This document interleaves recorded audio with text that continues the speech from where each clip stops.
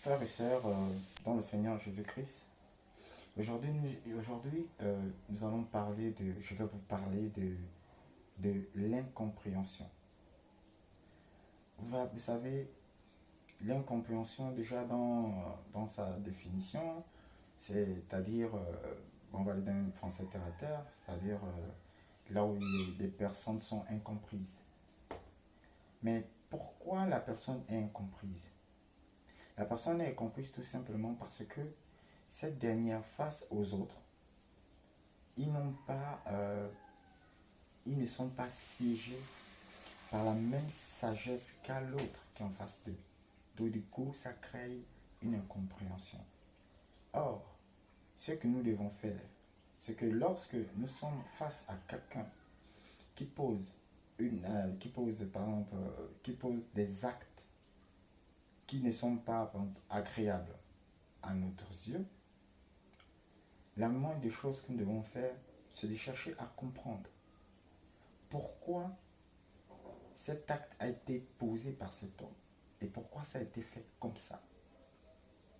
Pourquoi je le dis? Parce que le monde où nous vivons, rien ne se fait par hasard. Rien ne se fait par hasard. Tout est déjà écrit dans la vie de tout un chacun selon l'appartenance de Dieu qui le guide tout au long de sa vie.